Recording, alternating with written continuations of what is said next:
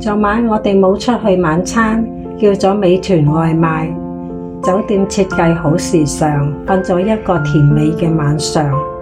第二朝食完早餐，我哋就出發去響沙灣啦。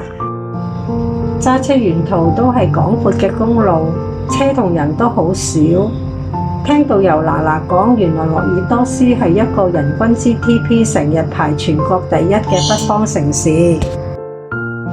經濟好，靠油煤土氣、洋鋁煤炭稀土天然氣，真係富到漏油。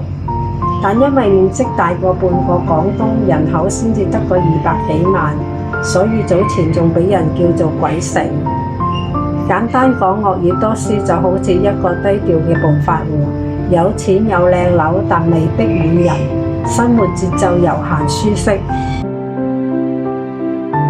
今次目的地係響沙灣，同敦煌鳴沙山並列為中國4大鳴沙山之一。我哋坐呢條索道，全長498米，原來係世界第一條沙漠索道，好有代表性。娜娜幫我哋安排咗一位老師傅揸車帶我哋深入呢個沙漠，去揾真正可以聽到響沙嘅位置。喺嗰度，沙粒喺摩擦下發出好低沉又奇特嘅隆隆聲，好似沙漠在低語，真係大開眼界。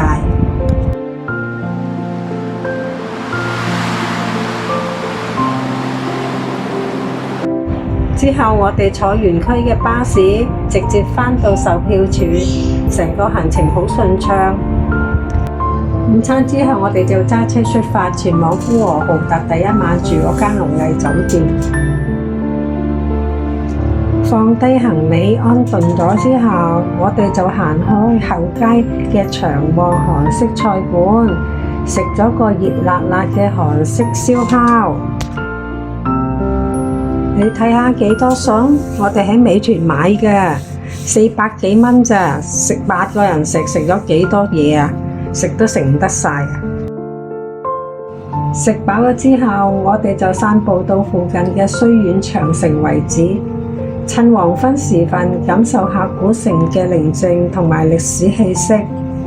之後大家就各自各活動，有啲人就去按摩放鬆，有啲就返去酒店休息，各適其適，輕輕鬆鬆就咁完咗今日嘅行程啦。